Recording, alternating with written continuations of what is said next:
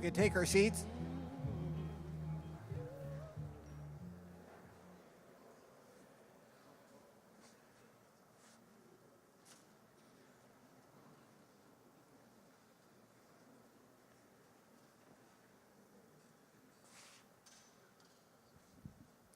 I'm one for living up to expectations, and Kathleen promised a demo of the quadcopters.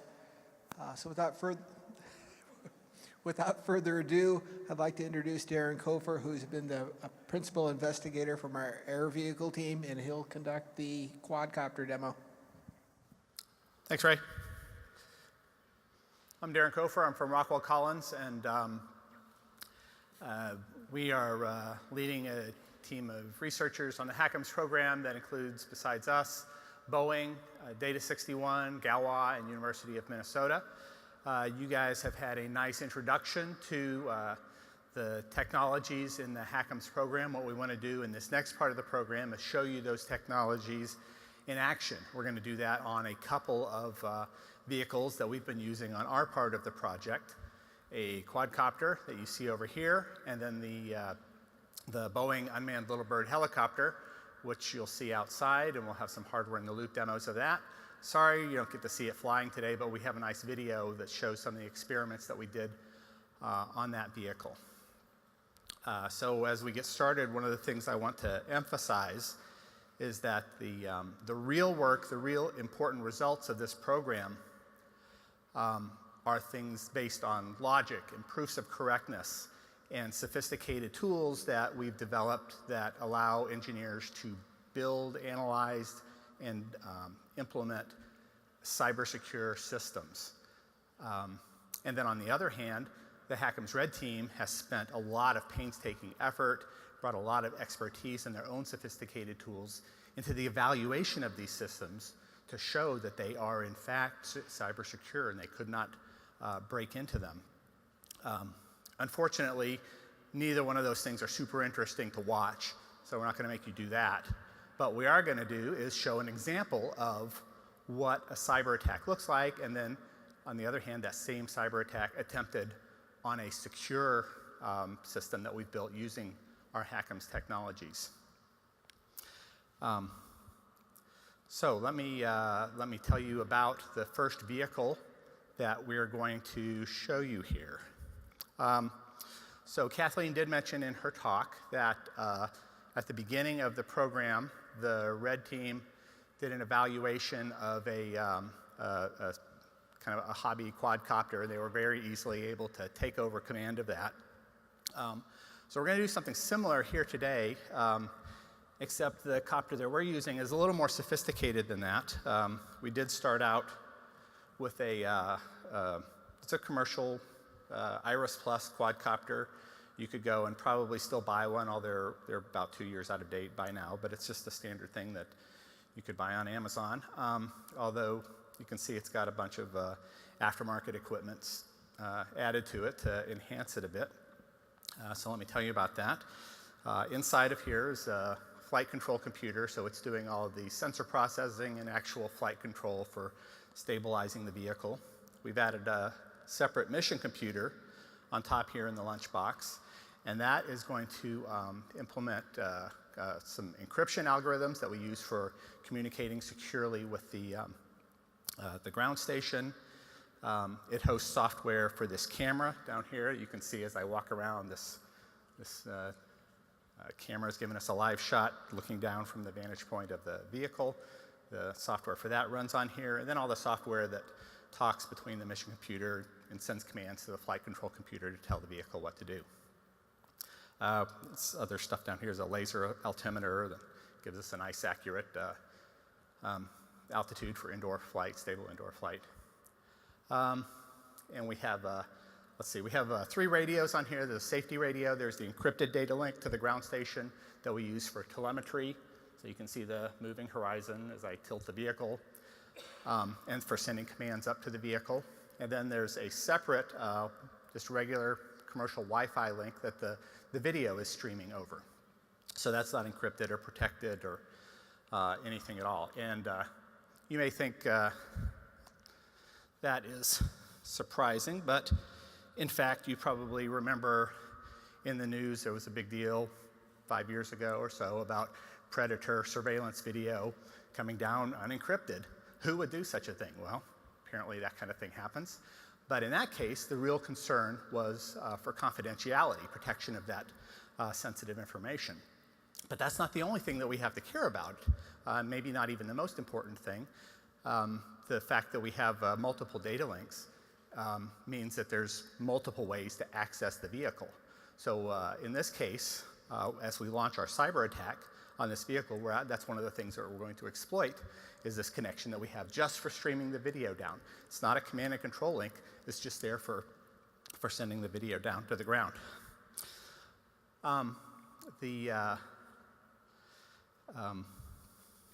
So let's look at the software that's in the video so I can tell you what this exploit is going to look like. So I'm going to spend some time talking in detail about what's going to happen in the demo, because when we actually fly it, it's going to go by pretty quick. We're going to have 2 flights, one where we launch a cyber attack on this vehicle while it's flying. It'll be a successful attack. But the software on the vehicle is unverified, unsecure software. So it's not that this is a terrible design. Like I said, we have encryption on the data link, and it's very strong encryption, and the attackers aren't going to break that. And we have, as you look at the architecture of the system, and this is a simplified version of just the mission computer software, we have these 2 components, the flight control interface that talks to the flight control system. That's a secure piece of software, as is this encryption and authentication software that runs our data link. And we've got the camera software, which is it's COTS software. It came with the camera. We didn't write it. It's running in a separate partition, a separate Linux virtual machine that's hosted by our kernel down here. So it's not a terrible design. Unfortunately, it hasn't been verified to be free of vulnerabilities, and it has a memory protection vulnerability in it that our attackers are going to take advantage of. So what they're going to do in their exploit is SSH into this Linux VM using the Wi-Fi that's there just for the video, get a foothold on the system, and then they're going to take advantage of this memory vulnerability to look at the memory where the keys are stored. So normally one shouldn't be able to do that, but this vulnerability permits that to happen.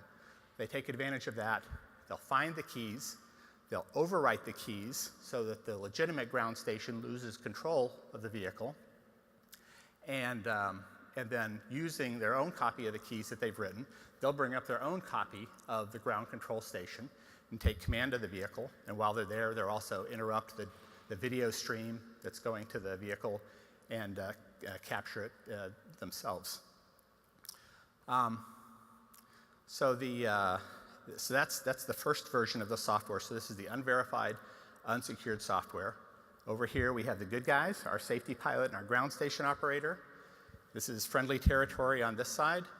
We have a little town in the middle where we have some buildings, and the camera will even do some, it'll be able to identify the red objects, and you'll see that on the display when they fly. This is our bad guys over here, the attacker and the attacker pilot. Enemy territory, so they'll capture the vehicle and bring it over to enemy territory. And one last thing before we fly, the propellers here are kind of sharp when they're moving, so all you people in the back there, please stay where you are. Otherwise, the safety officer will have to come and tackle you if you start coming too close beyond the line here. Okay? I think that is it. Good guys, are we ready to go? Bad guys, ready to go? Okay, let's begin the demo. So the vehicle will take off and come to an initial altitude. On the left, you see the ground control station. And on the right, this is the hacker screen. This is exactly what he's doing. And so as the vehicle comes into the mission area, it starts, you can see that it's identifying, seeing the different buildings on the ground. And then the attacker will launch his exploit. He's going to log into the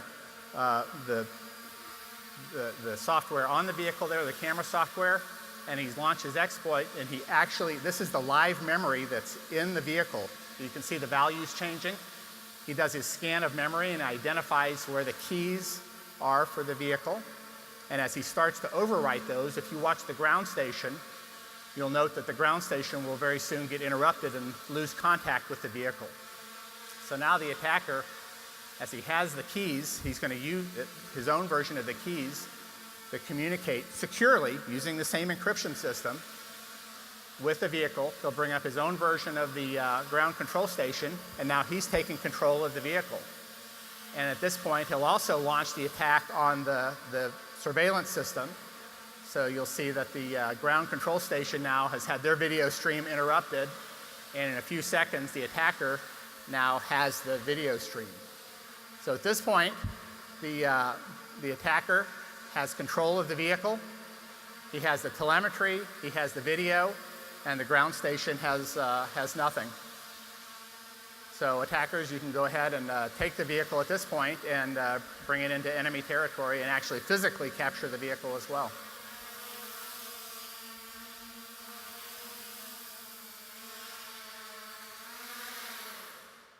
Okay, way to go, attackers.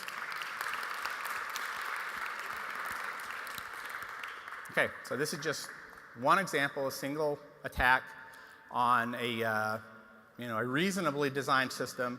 We didn't break the crypto. We went around the crypto in order to compromise this vehicle. So now in the next flight, we're going to use the same hardware. Nothing there has changed, but we're going to load a new version of the software that we developed using all of our HACMS technologies, the Ivory language, the AEDL modeling and analysis tools for assessing the architecture, the SEL4 kernel that has a complete proof of correctness of all of its functionality and security properties. So the software now that we're loading looks more like this. It has the secure kernel, the same flight control interface and authentication components, but now we've just added the brick wall here in the picture to denote the fact that we have provably correct separation that's enforced between this camera software. And again, there's nothing wrong with the camera software. It's just running in this separate Linux VM. It's commercial software that came with the camera. But now we can use that safely because it's been protected in a guaranteed way by the secure kernel. So the attackers are going to launch the same attack. They're going to come in through the Wi-Fi. They're going to look for that same exploit to be able to read memory in the authentication process, but that's going to fail. And all they're going to get is zeros when they try to go and look at memory outside of the partition that's been given to the camera software. But they're dedicated attackers. They're not going to give up there.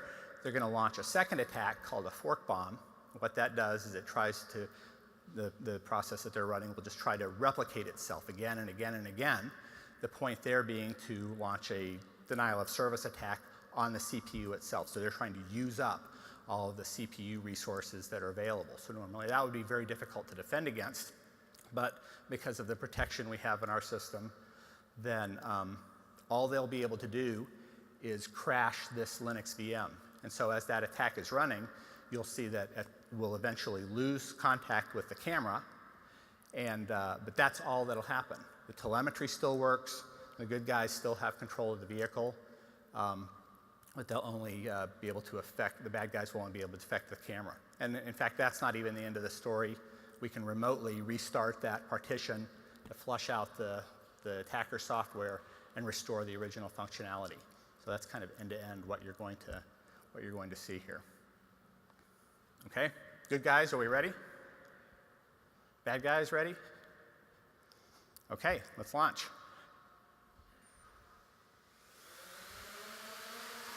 So just like before, the good guys will take off, hover, and move into our mission area. We'll see the buildings on the camera.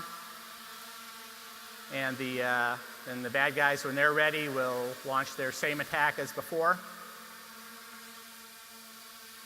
And you see all they get is zeros. They're not able to access memory outside of the partition that was given to the camera software. So at this point, now they're going to launch their fork bomb attack. That's going to start spawning processes on the vehicle. the good guys are still in control of the vehicle, still executing their mission, but the attacker is using up more and more resources in the camera partition. So at some point, if you watch here, you'll see the camera freeze as that Linux partition crashes, but we'll restart that partition, and in a few seconds this will restore. In the meantime, you can see that the telemetry is live. We still have positive control of the vehicle. Everything is working. We're performing our mission, and now the camera has come back, and we have all of our original functionality. We're able to complete our mission. The good guys have complete control of the vehicle, like they started with, and the bad guys have nothing. So it's completely opposite where we were before. So now the good guys will finish their mission and go back to base, back in friendly territory, and land the vehicle. All right, way to go, good guys.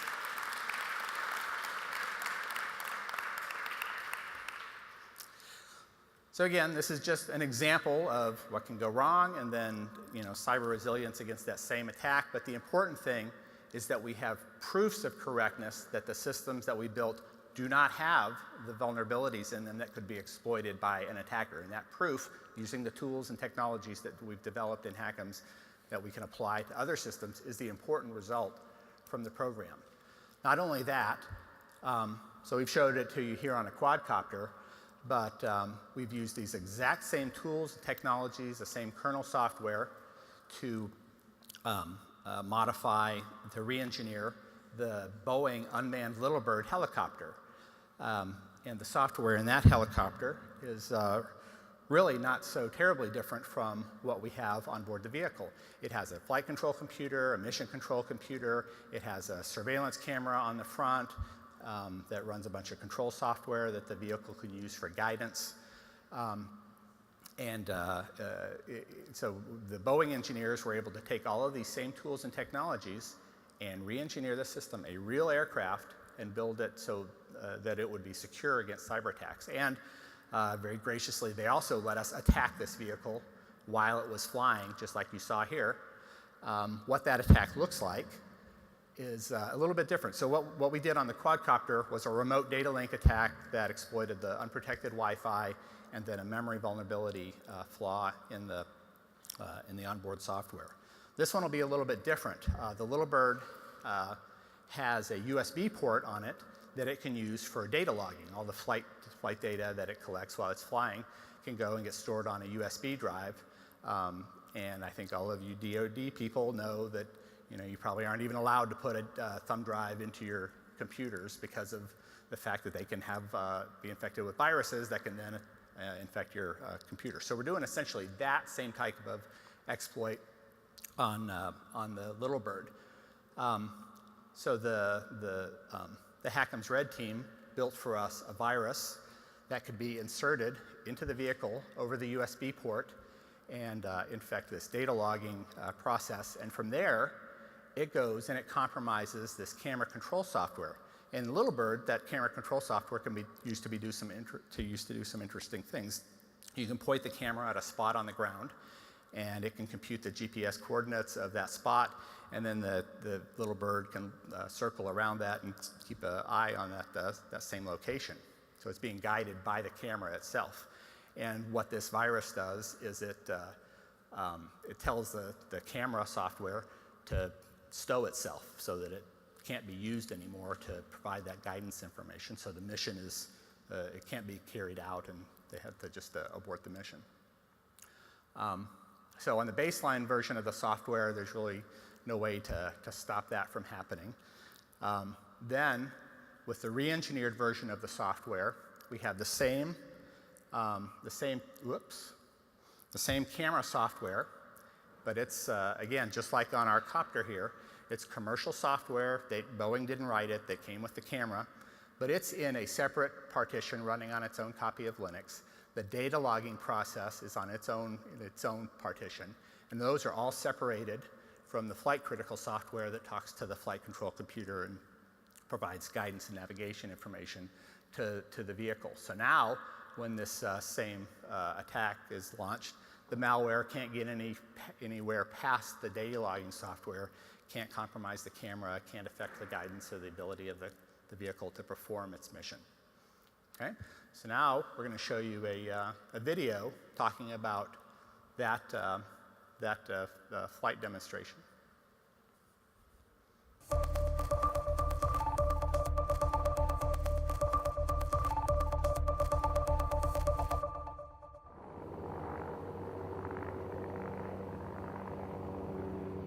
The Little Bird helicopter is autonomous. It flies by itself. It's being developed to fly missions behind enemy lines, keeping pilots out of harm's way. Problem is, it's vulnerable to cyber attacks. Someone can walk up to the aircraft as a malicious maintainer, and he can plug something into the aircraft while we're out on the ramp getting ready to launch. The unmanned Little Bird made an ideal platform for the HACMS project. It runs on a relatively small amount of code, and it's an experimental military vehicle designed to be safe but not cyber secure. Okay, we're off the holding pattern. Go to route now. Copy. It's the project's goal to make sure that HACMS mitigates possible cyber attacks. And HACMS software is controlling not just the mission computer, which we actually flew earlier in the program, but it's also controlling we've also implemented most of the flight control computer using these HACMS technologies. Little Bird will fly a sortie to a specified location, take reconnaissance photos, and return. But the red team will infect the helicopter with malware using a mechanic's thumb drive, usually used for diagnostics, to try to kill the mission. I'm Brandon Haynes. I am with the red team acting as the voice of the offense on the HACMS program. The aircraft is sitting on the ramp, the pilot goes through the startup sequence, and then the maintenance person who's already out there will take a USB cable and insert it into the USB port on the aircraft. The virus enters Little Bird through the flight data recorder. Without HACMS, the red team is able to take control. We are able to get into the data logger and have full control of the Little Bird's mission command systems. That means we're able to shut down the camera system or cause the helicopter to fly wherever we'd like. Oh, I was absolutely flabbergasted that they came in and within an hour they had a control of my sensor, and I never expected them to get that far. And if it's able to successfully do that, then the aircraft can't complete its mission because it can't use the camera. They will fly the same sortie, now with the HACMS protection. This time, the infection is contained within the HACMS partition. It isn't able to spread beyond the data recorder to the camera or any other part of the helicopter. In the HACMS secured Little Bird, the data logger component, which is the only component that uses that USB interface, although we're able to get into the data logger is compartmentalized off from all of the mission command components. We're able to shut down the data logger, but we are not able to tell the helicopter to fly elsewhere, and we are not able to shut down the WESCAM or any of the other components. It did absolutely nothing as it was supposed to. The Cell 4 prevented the malware from getting out of the data recorder part of the computer into the rest of the computer and doing anything else. At the moment, having not completed the assessment, we have no serious security findings in the HACMS secured Little Bird. There's always different ways of approaching things and different ways of looking at different things. This stuff really works. If you fully deployed HACMS technologies and took it to its hypothetical conclusion, I may not be able to imagine a way that I could even try to get in.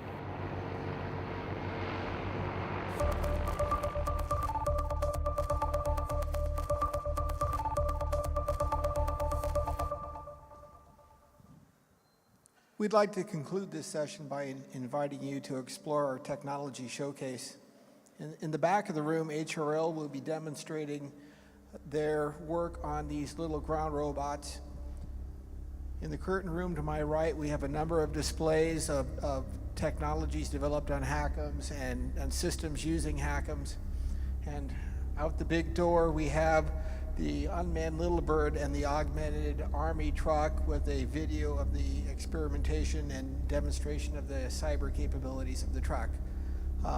Feel free to wander around, talk to some of our performers, and ask some questions. Thank you.